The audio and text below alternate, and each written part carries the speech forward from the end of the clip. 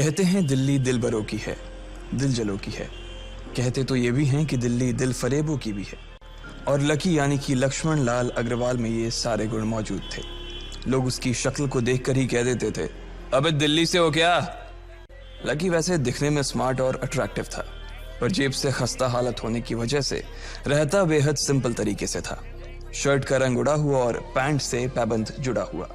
कहने को तो उसकी उम्र के लड़के दिल्ली की सड़कों पर रात को मोटर बाइक दौड़ाते थे, लेकिन लकी उर्फ लक्ष्मण लाल अग्रवाल सिर्फ कमरे से कॉलेज में पढ़ाई और गर्लफ्रेंड डिंपल के साथ थोड़ा वक्त बिताना, फिर कॉलेज से दुकान, दुकान से जब होम डिलीवरी आए तो वहां, और फिर घर चला जाता था। हाँ, कभी कभी जब वो किसी लड़के को खाली सड़क पर मोटर बाइक दंदनाते हुए देखता तो कहता, एक दिन अपना टाइम भी आएगा जब मैं चश्मा लगाकर बैठूंगा और पीछे डिंपल को बैठाऊंगा। देखना, जब वो मेरी कमर में अपना हाथ कसेगी और मैं तेजी से मोटरसाइकिल को इंडिया गेट के आसपास दौड़ाऊंगा, तो सारे दिल्ली का दिल हम दोनों को देखकर जलेगा। दुकान में रखा हुआ बर्नॉल भी काम नहीं आएगा। लकी ने कहा और अपने हाथ में बर्नॉल की क्रीम को दबा दिया। जैसे ही उसने क्रीम को दबाया, उस क्रीम बाहर आ गई। अबे गधे, क्या कर रहा है? वो कोई स्पंज की गेंद है क्या जो उसे दबा रहा है? दुकान के मालिक ने उससे फटकारते हुए कहा और उसके सर पर एक चपत लगा दी। Sorry sir. लकी ने अपना सिर बचाते हुए कहा। वो खरोल बाग में स्थित एक छोटी सी मेडिकल स्टोर पर काम करता था। उसकी दुकान का नाम था चमन मेडिकल स्टोर और उसके ओनर का नाम था चमन लाल। लकी पिछले 5 साल से इन्हीं की दुकान पर काम कर रहा था। यहाँ इस छोटी सी शॉप पर काम करना उसकी मजबूरी थी। लाइफ में कंगाली की वजह से उसे कॉलेज में पढ़ाई पूरी करने के लिए पार्ट टाइम जॉब करना था। उसने कई अच्छी जगह अच्छी तनख्वाह की नौकरी ढूंढी पर नहीं मिली और वो इस मेडिकल स्टोर पर ही अटक गया। गधे, अब इसके पैसे क्या तेरा बाप भरेगा? कटेगा। इसका पैसा भी तेरी तनख्वाह से कटेगा और एमआरपी से डबल रेट में कटेगा। चमन ने अपने दांतों को किचमिचाते हुए कहा। गुस्से की वजह से उसकी नाक फूल गई थी और लकी की सांसें। उसने घबराते हुए ओनर से पूछा, एमआरपी से डबल क्यों सर जी? ताकि अगली बार से ऐसी कोई हरकत करने से पहले तू डबल बार सोचे। चमन ने कहा और उसके हाथ से ट्यूब छीन ली। उसका जी तो चाह रहा था कि वो लकी की खोपड़ी पर एक और बार अपना हाथ साफ कर ले, लेकिन उससे पहले ही दुकान का फोन बजने लगा। फोन की घंटी बजते ही लकी को वहां से निकलने का मौका मिल गया और वो भागते हुए फोन उठाने के लिए चला गया। हेलो जी, करोल बाग के बेस्ट मेडिकल चमन मेडिकल स्टोर से बोल रहा हूं, बताइए क्या काम था? ये लकी की पेटेंट लाइन थी। चाहे कहीं से भी फोन आए, लेकिन उसे फोन पर बस यही बोलना था। जैसे ही इधर लकी ने अपनी बात कही, उधर से जवाब आया, मैं ब्लूमिंग नाइट होटल के कमरा नंबर 303 से बात कर रहा हूँ। एक छोटा सा ऑर्डर है, नोट करो और जल्दी से होटल पर डिलीवर करवा दो। वो एक लड़के की आवाज थी।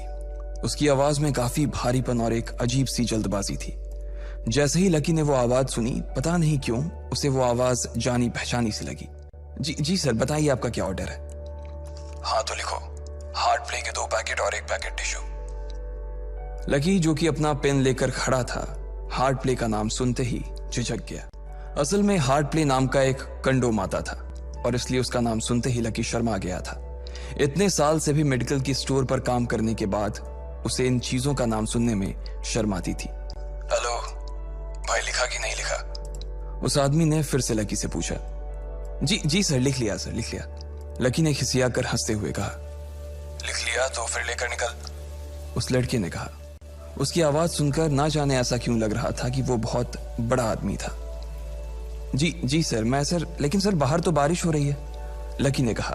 उसने देखा कि बाहर बहुत तेज बारिश हो रही थी। उनकी दुकान के सामने पानी भर गया था और तेज हवाओं की वजह से चमन मेडिकल स्टोर का बोर्ड भी गिर गया था। लकी को लग रहा था कि वो इतनी तेज बारिश में अभी एकदम से तो नहीं निकल पाएगा, तो उसने उस लड़के को समझाते हुए कहा, सर मैं ऑर्डर तो ले आऊंगा पर थोड़ा टाइम लग जाएगा, बारिश थोड़ी थम जाए। अब इससे पहले कि वो कुछ आगे बोल पाता, फोन पर लड़का बोल पड़ा। तुम्हारे मालिक को पता है कि तुम मल्होत्रा जी के लड़के को मना कर रहे हो? हाँ पता है, बारिश हो रही है, इसलिए सारा सामान अच्छे से थैली में पैक करके लाना और लेट नहीं होना चाहिए, समझे? उस लड़के ने कहा और इससे पहले कि लकी आगे कुछ कह पाता, उसने फोन काट दिया। उधर से लकी के दुकान का ओनर उसे घूर कर देखा जा रहा था। लकी के हाथ में पेन और पेपर देखकर ही वो समझ गया था कि उसके पास कोई ऑर्डर आया था। आज वैसे भी इतनी बरसात होने की वजह से सुबह से इक्का दुक्का ग्राहक ही दुकान पर आए थे। ऐसे में उसकी दुकान का मालिक एक भी ऑर्डर को छोड़ना नहीं चाहता था। वो लकी को देख रहा था और लकी बारिश की ओर देख रहा था। बारिश का बहाना नहीं चलेगा, जाना पड़ेगा। चमनलाल ने कहा। मैं बहाना नहीं कर रहा सर, थोड़ी बारिश धीमी हो जाए तो मैं चला जाऊंगा। अभी आप खुद ही देखिए कितनी तेज बारिश है। वो पता नहीं कोई मिस्टर मल्होत्रा का कोई बेटा कुछ ज्यादा ही जल्दी में था। मैं साइकिल से तो पहुंच नहीं पाऊंगा इतनी जल्दी। लकी ने उनकी ओर देखते हुए कहा। क्या कहा? मिस्टर मल्होत्रा जी का बेटा? तू मेरी दुकान बंद करवाएगा क्या? अभी क्या भी निकल उनका ऑर्डर लेके, वो हमारे बहुत पुराने कस्टमर है। चमन ने कहा। पर लकी ने कहा ही था कि चमन बोला। पर कुछ नहीं, तू मेरी मोटरसाइकिल ले जा, उसने गुस्से में कहा। अरे सर जी, 200 के ऑर्डर में मुश्किल से 40 रुपए बचेंगे। इससे 3 गुने का तो पेट्रोल ही लग जाएगा, और अगर गाड़ी रास्ते में बंद हो गई तो अलग से खर्चा, लकी ने समझाते हुए कहा। वो जानता था कि उसका मालिक इन सब बातों पर ध्यान नहीं देने वाला। चमनलाल बोला। कोई बात नहीं, तू जा, चाहे जो हो जाए ग्राहक नाराज नहीं होना चाहिए, और वैसे भी वो मल्होत्रा जी का बेटा है। चमनलाल ने मोटरसाइकिल की चाबी लकी की ओर उछालते हुए कहा। लकी ने चाबी ली। उसे देखकर उसके अंदर मिक्स फीलिंग आ गई। एक तो वो बहुत खुश हुआ कि बड़े दिनों बाद बाइक चलाने को मिलेगी, पर वहीं दूसरी तरफ दुखी इसलिए हुआ कि बाइक मिली भी तो ऐसी तेज बारिश में, अगर खराब हो गई तो इसकी चपत भी उसके सिर पर ही पड़ेगी। वो मुंह लटकाकर रेनकोट और हेलमेट पहनते हुए वहां से निकल गया। बाहर आकर बाइक को देखा तो लकी ने मन में सोचा, चलो ठीक है, जो होगा देखा जाएगा, कम से कम बाइक तो चलाने को मिल रही है। दरअसल लकी इतने साल काम करने के बाद भी अपने लिए एक मोटरसाइकिल नहीं ले पाया था। लकी की तनख्वाह ही इतनी भर थी कि सिर्फ उसके कमरे का किराया, उसकी साइकिल में डालने वाली हवा का खर्च, बिजली पानी का बिल और डिम्पल के साथ महीने में 1-2 बार बाहर खाने का खर्चा ही निकल पाता था। उसे डिम्पल की कही बात अक्सर याद आती थी। लकी, अगर अगले 2 महीने में तूने बाइक नहीं खरीदी ना तो मैं तेरे से ब्रेकअप कर लूंगी, देखना। असल में डिम्पल को लकी के साथ बाइक पर घूमने की बड़ी तमन्ना थी। लकी की इस उजाड़ जिंदगी में एक वही तो थी जिसके लिए जिंदा रहने को उसका जी चाहता था। जब भी वो उससे बाइक की बात करती तो लकी डिम्पल की इस बात को हंसकर टाल देता था। वो अपने मन में इस बात को अच्छे से जानता था कि डिम्पल उससे बहुत प्यार करती थी और वो उससे कभी छोड़ कर नहीं जा सकती थी। वो दोनों एक दूसरे में ऐसे घुले मिले थे जैसे बादल बरसात में घुल जाती है। लकी को डिम्पल बहुत पसंद थी और वो उसके लिए दुनिया जहां की खुशियां खरीद कर ला देना चाहता था। वो चाहता था कि एक दिन वो डिम्पल को प्लेन में बैठाए, लेकिन उसके ये सब ख्वाब इस कम तनख्वाह की नौकरी की वजह से कभी पूरे नहीं होने वाले थे। पर आज उसके पास एक मौका था। वो डिम्पल को अपने साथ इस बारिश में राजपथ घुमाना चाहता था। वो उसे दिल्ली दिखाना चाहता था। चमनलाल को देने के लिए उसने पहले से ही बहाना सोच रखा था। बस जल्दी से वो ये डिलीवरी देकर सीधे डिम्पल के पास ही जाने वाला था। उसने होटल ब्लूमिंग नाइट के बाहर मोटर बाइक पार्क की और सीधे होटल के अंदर चला गया। लकी ने रिसेप्शन पर पहुंचकर नमस्ते करते हुए रिसेप्शनिस्ट को बोला, जी मैं चमन मेडिकल स्टोर से आया हूं, रूम नंबर 303 का ऑर्डर था सर। रिसेप्शन पर खड़ा आदमी उसके हाथ में काली थैली को देखकर समझ गया था कि उसमें क्या था और वो मंद ही मंद मुस्कुराते हुए बोला, 3rd फ्लोर पर है, लिफ्ट से चले जाओ, रेनकोट यहीं उतार देना। जैसा उस आदमी ने कहा लकी ने ठीक वैसा ही किया और लिफ्ट में चढ़ने के कुछ ही देर बाद वो 3रे माले पर पहुंच गया था। वो रूम नंबर 303 के बाहर पहुंचा और उसने डोरबेल बजाई। जैसे ही दरवाजा खुला लकी ने थैली आगे बढ़ाते हुए कहा, नमस्ते, मैं चमन मेडिकल स्टोर से लकी, ये आपका। इससे पहले कि लकी आगे कुछ कह पाता उसकी आंखें फटी की फटी रह गई थी। उसने अपने सामने जो देखा उसके बाद उसे ऐसा लगा कि बंद छत के नीचे भी उसके ऊपर आसमान से आकर एक जोरदार बिजली गिर गई थी। उसके सामने एक लड़की खड़ी थी। वो लड़की और कोई नहीं बल्कि उसकी गर्लफ्रेंड डिम्पल ही थी। उसने एक पर्पल कलर का नाइट गाउन पहन रखा था। उसके काले घने बाल गीले थे और उसने उन्हें अपने कंधे पर फैला रखा था। उसकी खुशबू से ही ये चीज साफ पता चल रही थी कि वो अभी अभी नहा कर आई थी। डिम्पल, तुम यहाँ क्या कर रही हो? लकी को अपनी आंखों पर विश्वास ही नहीं हो रहा था। उसने 2 बार अपनी पलकें झपका कर देखा, लेकिन दोनों बार ही उसे अपने सामने डिम्पल ही नजर आई। तुम यहाँ क्या मेरा पीछा करते हुए आए हो लकी? डिम्पल ने उल्टा उसी के ऊपर पलटवार करते हुए कहा। लकी को देखकर उसके दिल की धड़कन भी तेज हो गई थी। उसे उम्मीद नहीं थी कि लकी यहाँ आ जाएगा। उसने ना तो सुबह से उसे फोन किया था और ना ही उसके मैसेज का कोई जवाब दिया था। वो अपने मन में सोचकर बैठी थी कि वो अगले दिन खुद ही उससे मिलकर बोल देगी कि उसकी तबीयत खराब थी। डिम्पल बेबी, क्या हो गया? किससे बात कर रही हो? अचानक से एक गबरू जवान सा लड़का दरवाजे के पास आकर खड़ा हो गया था। उसने बनियान पहन रखी थी। लकी उसे पहचान गया था। साले राहुल के बच्चे, तेरी हिम्मत कैसे हुई मेरी डिम्पल को हाथ लगाने की? लकी ने जैसे ही राहुल को देखा उसके तन बदन में मानो आग सी लग गई थी।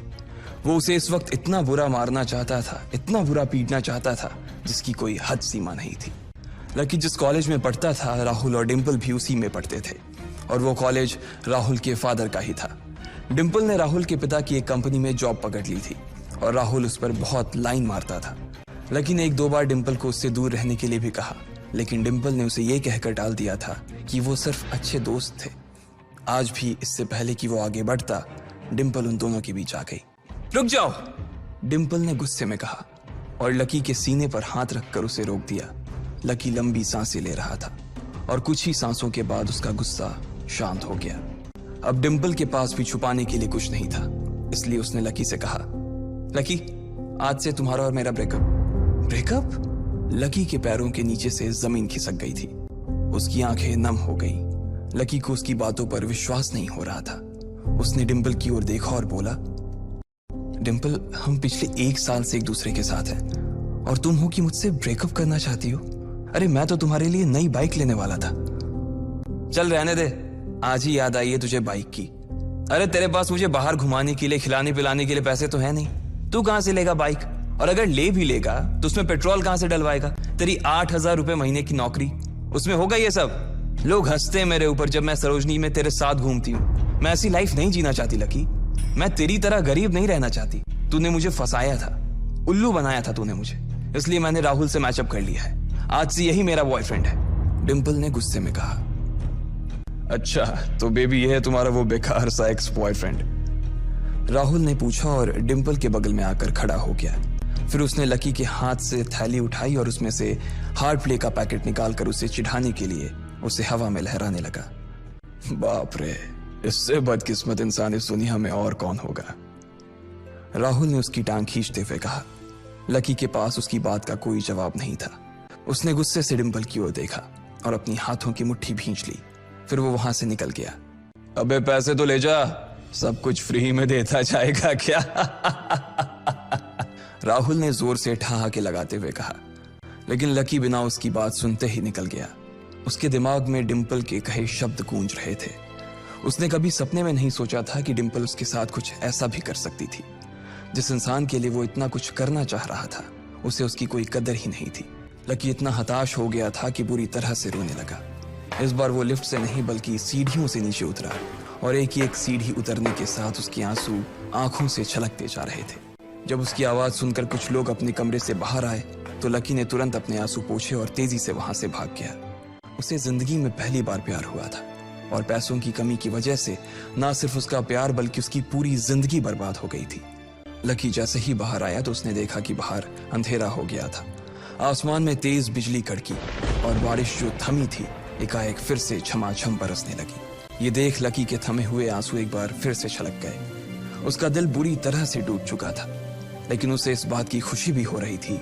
आखिर आज उसे डिंपल का असली चेहरा नजर आ गया था।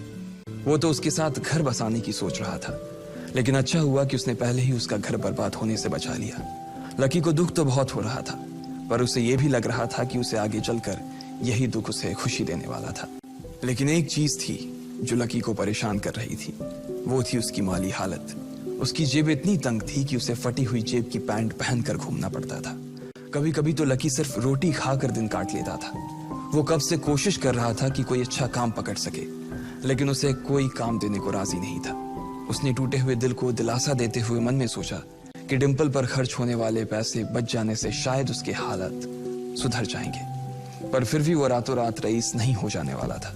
उसने ऊपर आसमान की ओर देखा और जोर से चिल्लाया, अगर इतना ही अनलकी बनाना था तो फिर नाम लकी क्यों रखा भगवान? वो जितनी जोर से चिल्ला सकता था उतनी जोर से चिल्लाया। उसकी आवाज से आसपास खड़े लोग एक बार तो डर गए थे। लकी ऊपर ही देख रहा था और उसके आंसू बारिश के पानी के साथ मिल गए थे। जैसे ही वो फूट कर रोने को था, तभी उसके फोन पर एक मैसेज आया। जैसे ही लकी ने अपना फोन निकालकर उस मैसेज को पढ़ना शुरू किया, उसकी तो आंखें ही चमक गई। अचानक उसके आंसू हंसी में बदल गए और वो जोर जोर से वहीं सड़क पर नाचने लगा। उस मैसेज में लिखा था, परिवार की रिसर्च और परिवार के निर्णय के हिसाब से अग्रवाल परिवार का वारिस लक्ष्मण लाल अग्रवाल उर्फ लकी ने गरीबी अभ्यास की परीक्षा को पास कर लिया है और आज से ही वो उस जमीन और उस जायदाद का मालिक हो जाएगा जो परिवार ने उसके नाम कर रखी थी। ये एक ऐसा मैसेज था। आखिर कौन था लकी? क्या थी उसकी असलियत और वो कैसे रातों रात ही अनलकी से लकी हो गया था।